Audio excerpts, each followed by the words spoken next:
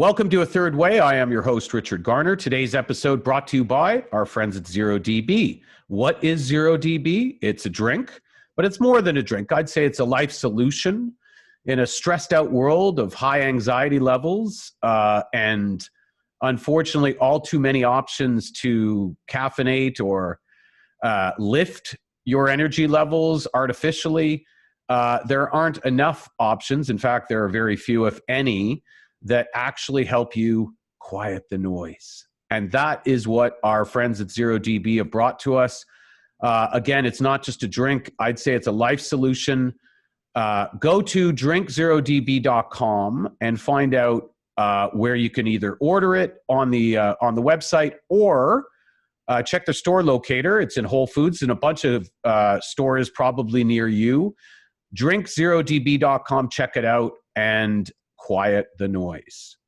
Aaron Mate is a rare breed these days, a true journalist who isn't afraid to speak truth to power and to challenge establishment positions regardless of popularity. He hosts Pushback with Aaron Mate on the Gray Zone. He's also a regular guest on Useful Idiots with Matt Taibbi and Katie Halper, as well as a regular contributor to The Nation magazine. He's also the former host and producer for The Real News and Democracy Now! And we are now joined by Aaron Mate from the Gray Zone. Aaron, thanks for joining us on A Third Way. Thanks for having me. So, yes, I'd be lying to our audience, full disclosure, if I was pretending that this is just in service of everyone out there, because it's just as much therapy for me personally to be able to talk to you today about kind of the state of the union of journalism as we sit here in, 2021. Before we do that, before we get into kind of where things are at now, let's say maybe we go back to the scene of the crime, if you will, or at least jump in the time machine and go back 4 or 5 years to pre-Trump. Now, I don't want to pretend or romanticize that there were these golden ages of objective journalism. We know that going back to William Randolph Hearst, there was agenda-driven journalism. But we can also talk about where are we on the spectrum and how have things gotten. So if we went back to 2015 and I asked you, what is the state of the union as far as journalism these days, Aaron, what would you say? Well, I would pretty much put forward the arguments of Noam Chomsky and Edward Herman's book, Manufacturing Consent, and the great National Film Board of Canada movie by the same name, which is that the Western media exists to serve a very narrow set of interests, namely the sectors of society that own it, where you have a situation where media is increasingly consolidated in a small number of corporations. Those corporations have close ties to other corporations, all of whom pretty much control the society, produce its products, make its decisions.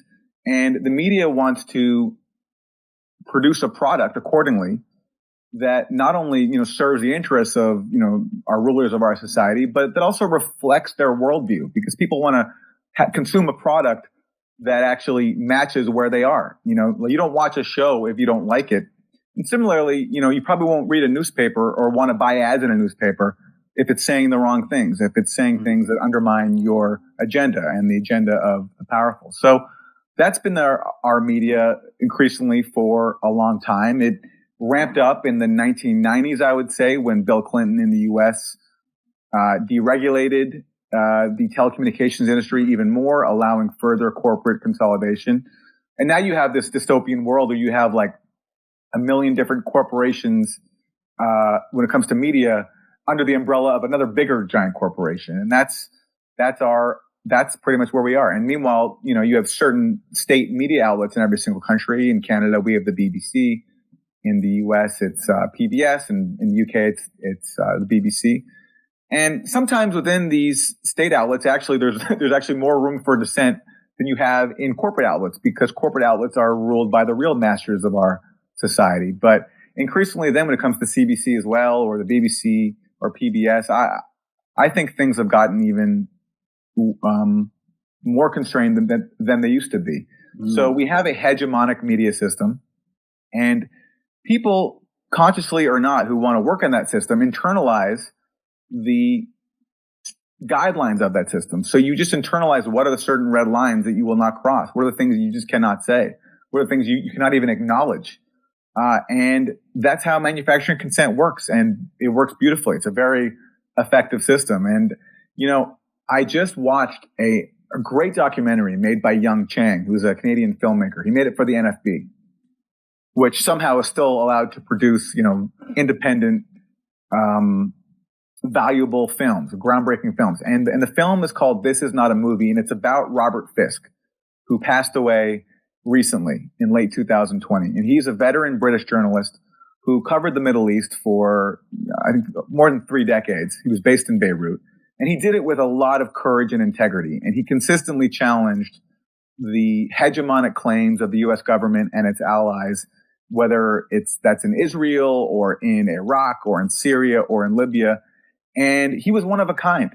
And I was thinking at the end of the movie, would Robert Fisk be allowed to exist in today's media system? Would someone be given that kind of a platform and those kind of resources to go to all these countries, go to the front lines, report what's actually going on in a way that does not serve the hegemonic agenda of the U.S. and its allies? And I think the answer is no. There's no counterpart to him. And similarly, someone like Seymour Hersh, legendary investigative reporter.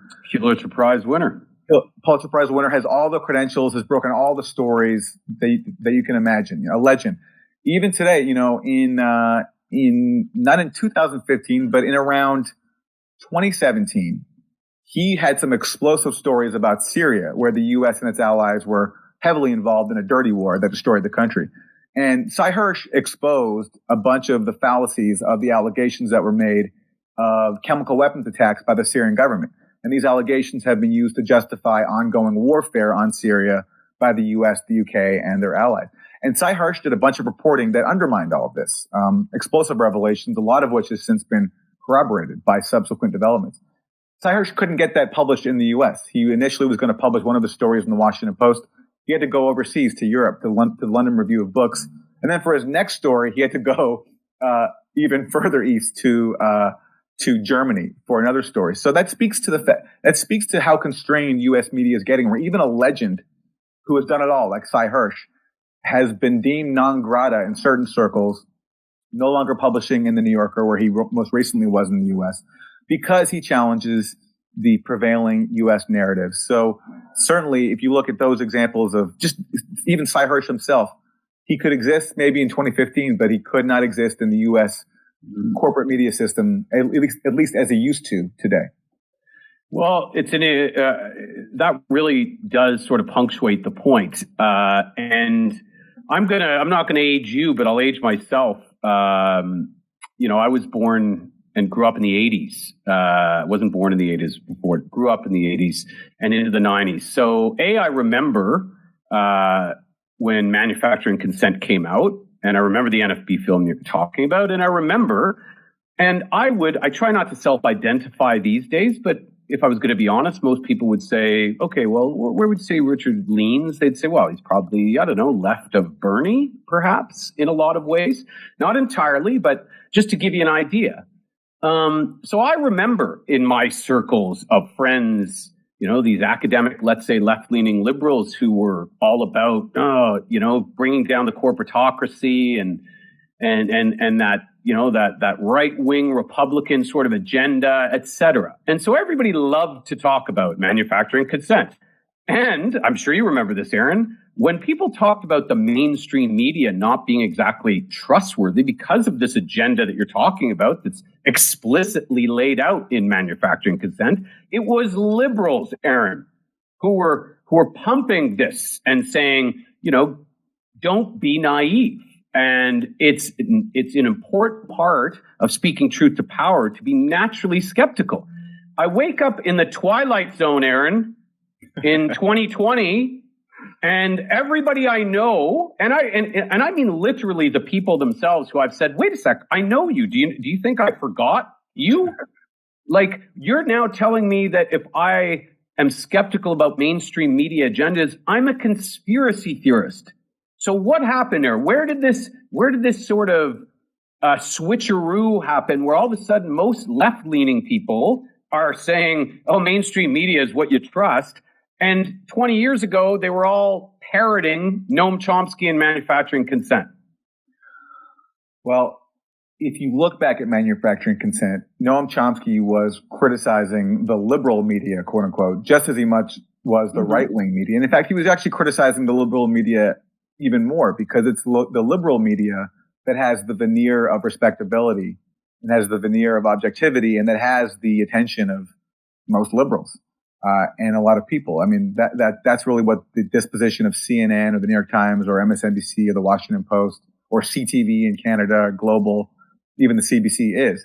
And Chomsky was very clear about that. It's in fact often liberals who are most dangerous because they cloak their dangerous policies in a sort of benign rhetoric. And they're very good at fooling people into thinking that they're really woke and progressive. And Justin Trudeau is good at that. Barack Obama was great at that. They're great con artists. Whereas Trump was a con artist who conned a certain sector of people. He conned the sectors of the U.S. working class into thinking that he was going to be an anti-establishment, working class champion. But he didn't fool the majority of the population that did not vote for him. So, in terms of what happened, it's a great question. I think people like Barack Obama and Justin Trudeau and their ilk have been very good at duping people into thinking that they're a sensible alternative to far-right people like Trump. And I think, in the U.S., I saw it firsthand where Trump just scared so many people because he's such a buffoon that they were willing to accept anything that was presented to them as the alternative. So, with Russiagate, for example, this like endless fixation on Russia and a Trump-Russia conspiracy, blaming Russia for all of our problems, that's what was presented as the alternative to Trump. So many liberals, I think, felt as if that was the only choice because that's what was being presented to them. So I think underpinning all this is a lack of a systemic analysis, a recognition that what is presented as liberal in the mainstream is really just a different faction of the same elite class that pillages, domestic, like our domestic economy and also pillages foreign countries too with wars and proxy wars and sanctions. But we don't hear about that in the liberal media enough and not nearly as much as we used to. So it just makes it harder to develop your own independent thinking. And when your choice is between the dominant liberal strain or like Trump, that's all you're given. And leftist voices are marginalized, not allowed to be published. If you have a candidate coming along like Jeremy Corbyn, who believes in defending workers, believes in basic rights, he'll get sabotaged with a smear campaign calling him an anti-Semite. We saw a similar thing with Bernie. Bernie's a sexist. Bernie hates women. He's the reason why Hillary Clinton lost. So any progressive that comes along who's a remote alternative will get sabotaged. I think all these factors converge to create the situation you're talking about. Well, and it's interesting because you talked about this a little earlier, and I found myself in this conversation many times over the years. And again, when you get into sort of reductionist, lacking context storytelling, again, it always defaults to dualism, like you're talking about, these very basic choices. So when people would talk about, let's say, agenda-driven journalism, and again, I've been in newsrooms, you've been in newsrooms, you know how it functions. People would always sort of try to dismiss the ideas. Oh, so you're telling me there's like, some cabal of like Count Chocula and Mr. Burns, and they're sitting in there like eating baby seals. No, man, it's not like that. It doesn't need to be like that because there's something called self-preservation and ambition. And we know that human beings were prone to that. So you don't need to be told what not to pitch in a story meeting at the institution that you work at if you are even remotely somewhat aware of how the world works. So you're going to pitch stories that align with that narrative and that agenda. And you know that if you pitch stories that poke holes in it, you're going to be covering, junior league softball in a hurry and or worse. Now, and again, you could say, well, Richard, you're theorizing. You could say that, except I have spoken to multiple journalists in this time in major newsrooms across this country. We're in Canada. And they have told me flat out that A, this is true. B, they have problems with a lot of what's going on within their media outlets, but then C, ultimately, they don't want to rock the boat because they got 2 kids and a mortgage. The end. That's life. Now, I'm guessing, we don't have to share names here, but I'm guessing you've had a lot of these types of conversations. Absolutely. And there are some stark examples in the public record. So Phil Donahue, he hosted a show on MSNBC before the Iraq War. It was among its highest rated shows, but he was bringing on voices who were critical of the claims that were being made to manufacture a case for invading Iraq. So not long before the Iraq War, he was canceled because there was even a memo from MSNBC saying that it's not good for our image to have anti-war voices on our network right now. And sorry, Aaron, you said, just to be clear, this show was on Fox News? No, this show was on MSNBC. Oh, sorry, because I misheard there, because I couldn't have imagined you said it was on MSNBC, and they pulled an anti-war voice because it was not good for ratings. Yeah. And Phil Donahue is a prominent person, so they had no problem sabotaging him for the crime of being critical of a case for war, because again, these corporations do not serve they don't even care. Even his ratings were good, so it wasn't even a ratings thing. It was an interest thing.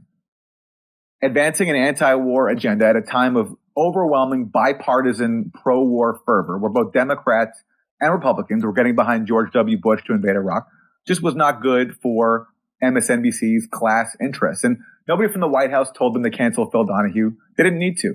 They have internalized the biases and the agenda of the system in which they operate. And you can find countless examples for that.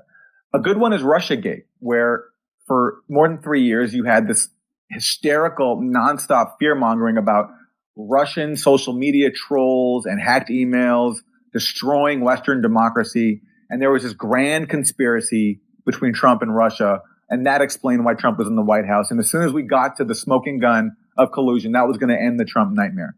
It was all a scam. And I consistently showed in the work I did for The Nation magazine, I wrote columns almost every month pointing out whatever the dominant conspiracy theory was of the day and showing why the evidence for it wasn't there.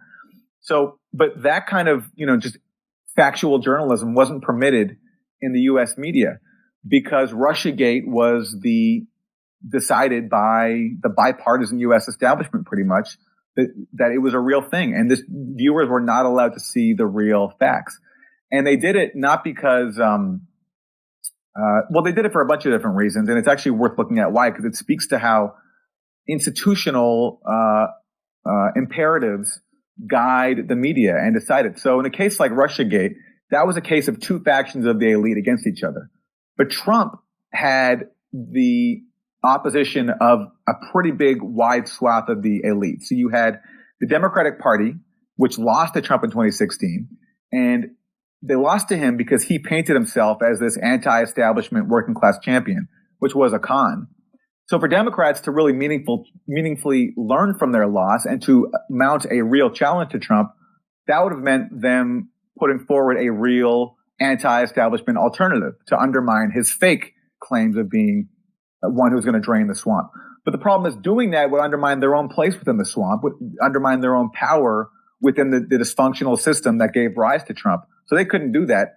They instead needed this external enemy of Russia to blame. So Russiagate served their interests that way. Then you had a media system that gave Trump billions of dollars in free airtime to help get him elected, and also is owned by powerful U.S. oligarchs who don't want actual scrutiny of the failed system that gave rise to Trump and don't want reporting on real issues, like, for example, Trump's tax cuts, which benefited the wealthy. They'd much rather have people diverted into focusing on dumb conspiracy theories and blaming Russian oligarchs instead of American oligarchs. And you also had the national security state, which didn't see Trump as a suitable steward of the U.S. war machine, didn't like how honest he was.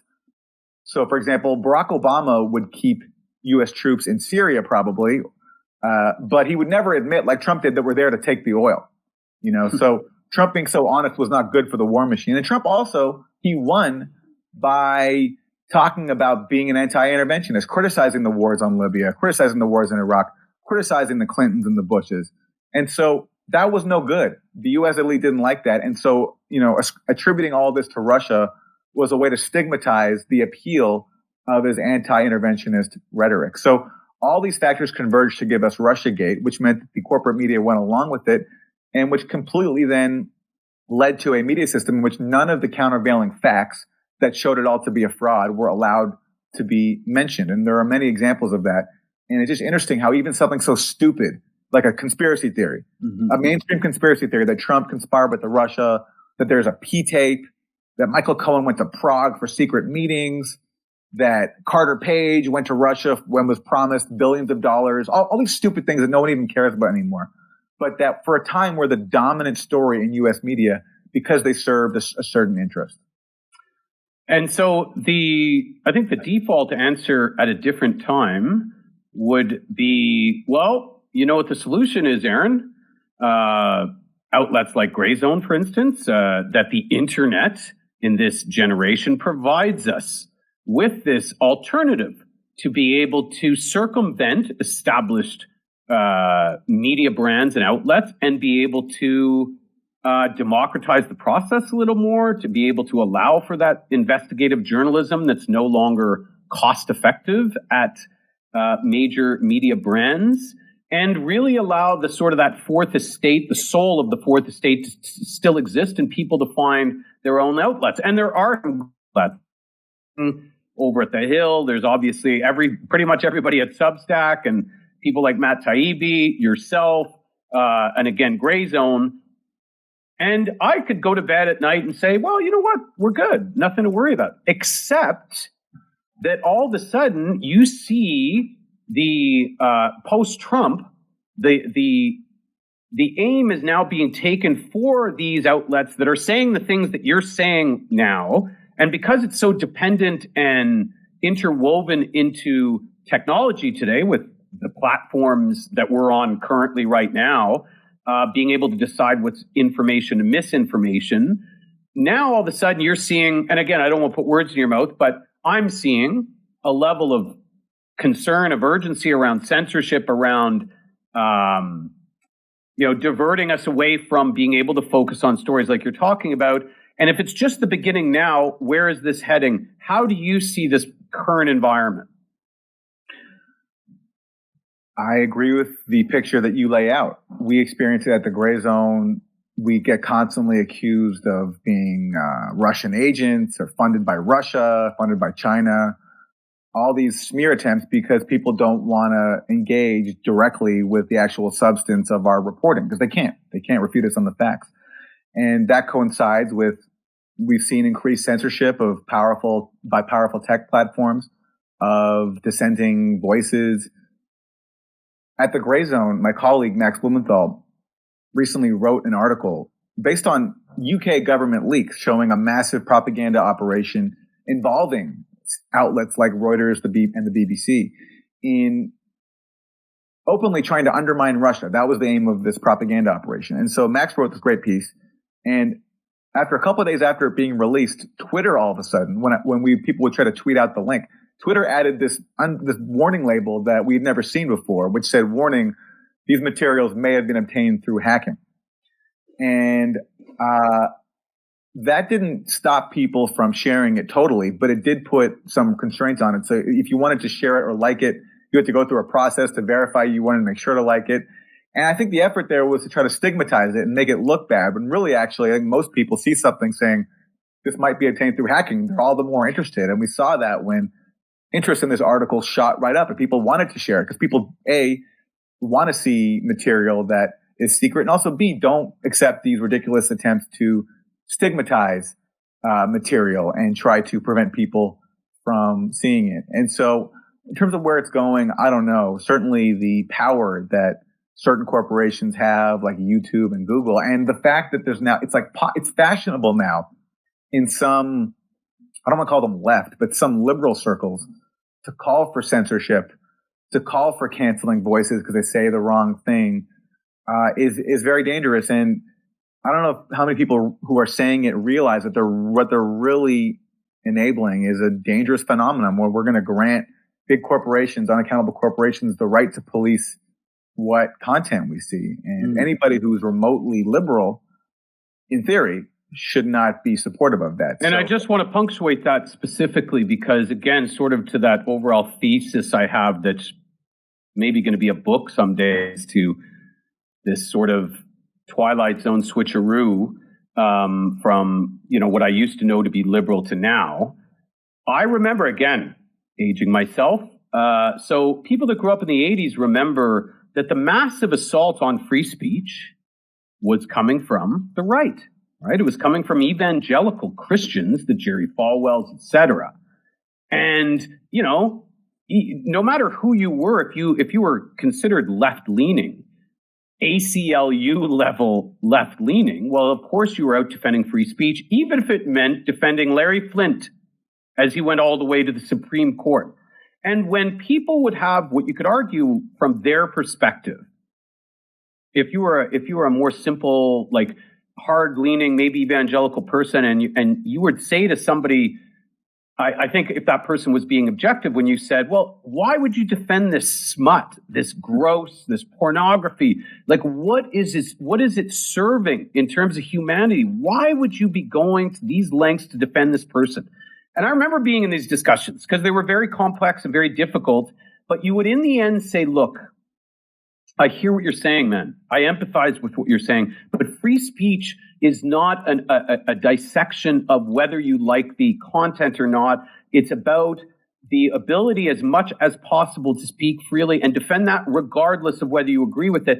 And I remember people would say to people on the right, be careful because you're on this side of the wall right now. But one day in the future, it might just be upside down and you'll find yourself now trying to defend free speech. And lo and behold, Aaron, the people that I remember who were, again, adamant about that are supporting a lot of what you're talking about, these disguised versions of fact-checking or censorship. And again, post-Trump, with that fresh in everybody's mind, it's easy because there's so many people saying, yeah, that's true. Like this, you can't just have people lying.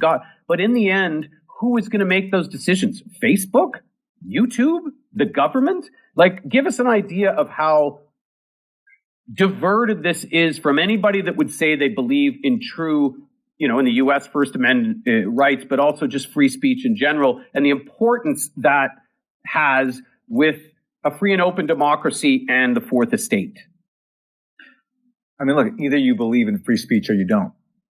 It's just a very simple principle. Either you believe that someone else, even if you disagree with them, even if you know that they're spreading false information, either they have a right to speak or they don't. And if you don't believe in free speech for them, then you don't believe it for yourself. I mean, it's just that's the principle, and it should be uncontroversial. It's actually amazing that it's even under debate.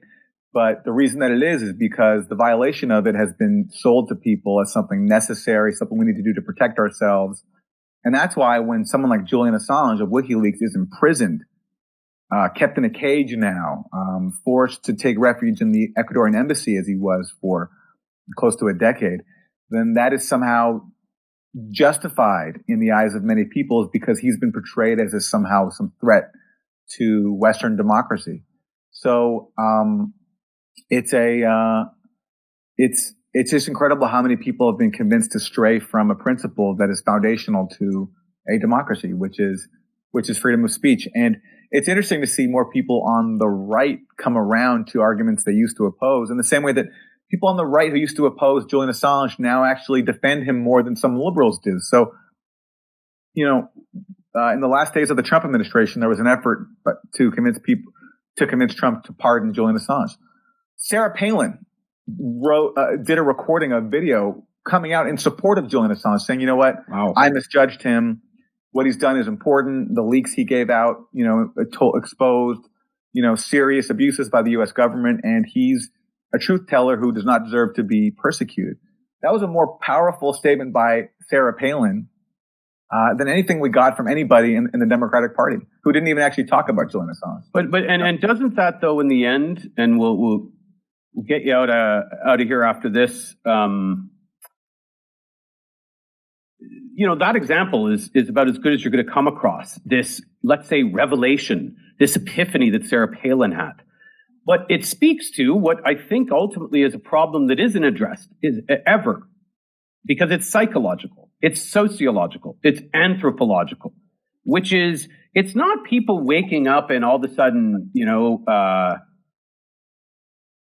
seeing something differently. It's that it's shifted, the winds have shifted according to where they were on that issue as either the quote unquote winner or loser. So all of a sudden people's perspectives are changing, not because I don't want to be entirely cynical, because of some massive awakening of objectivity, of empathy. It's that the winds have blown and now they're on the other foot, the shoe's on the other foot, and there's people going, now I see why, whatever. So of course we could see that shift again in 10 years, 20 years. People who right now believe we need, misinformation, which couldn't be a more ambiguous label to be thrown around in anything that isn't necessarily aligned with an agenda. And you're cool with these Snopes and fact checkers going out and deciding, which often I read these, and I'm sure you do. You want to talk about misleading, burying the lead, so to speak. What they all know, and you know this, and they know this, that the majority of people, I don't know what the number is, but let's say the majority of the people read, let's say 80% of people only read the headline. It might be higher, but I think it's around 80%. So if you know that and you're looking to bury a lead or mislead people, your headline versus what's in the body of the article can actually be massively different. So a lot of these fact checks that I've read where it's been like false with a big stop sign on it, and then I'm like, well, let me read on. And all of a sudden within the article, they'll say, well, okay, they were right about this, this, and this, but there was this one thing that it's not proven. So we've designated as false. Well, that's massively different from it's an outright lie or it's completely misleading or it's misinformation. Obviously, if you go away from this seeing a massive big red stop sign, you're probably satisfied that, well, I don't need to do any more research on this.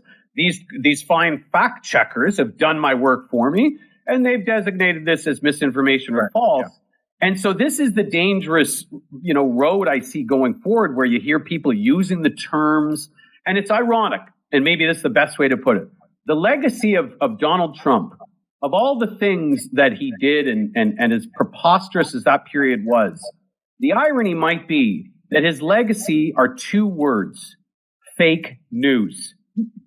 And that moniker, which he wanted to use it to sort of, paint this disparaging picture of mainstream media, has now been sort of not adopted, co-opted by mainstream media to be able to brand anything that isn't part of, let's say, a mainstream narrative agenda as fake news. Is that fair?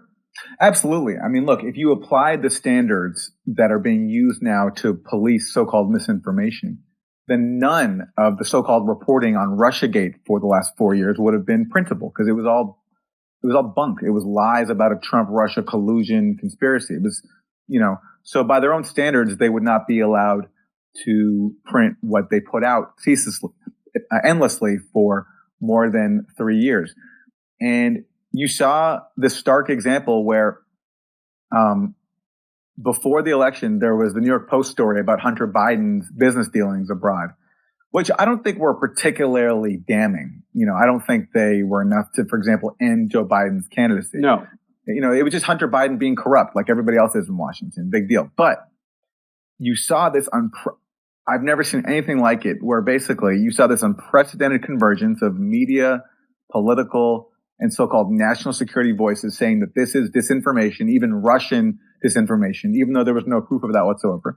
And they literally prevented people from sharing the article in the New York Post on Twitter and Facebook. And they locked the New York Post out of its own Twitter account just because some powerful people decided that this was misinformation. So yeah, the Trump legacy of, this moniker fake news is accurate in certain ways, in the sense that the media has actually produced fake news, in the same way that Trump's claims about the election being stolen from him was fake news. So was the Democratic claims that they lost because of Russia and there was some grand Trump-Russia conspiracy. That was fake news too. And so Trump had a point when he pointed out all the Russia business as fake news. And no one did more damage to the media's credibility than the media itself and running all these stories and then going ahead and cheering the censorship of an actual factual story like the Hunter Biden story. So it's dystopian. And it does send the message, as you say, where anything that contradicts the fashionable establishment narrative at the time, if there's enough energy into suppressing it, it will be labeled misinformation and we will not be allowed to read it, or will be at least be discouraged from reading it. So it's very dangerous, and I don't know what the answer is because we have a consolidated media system controlled by a very small number of corporations. And the one opposition party that used to stand up for, free speech has been co-opted into actually suppressing free speech. So it's a worrying time. I have no answers except to keep doing what I'm doing and keep supporting those who are doing the same thing and trying to just focus on what the facts are and getting those facts out to the public, no matter what partisan interest they serve. Perfect segue to the gray zone and, of course, Pushback with Aaron Mate. Give us a little background on Gray Zone, the show, and anything else you're up to.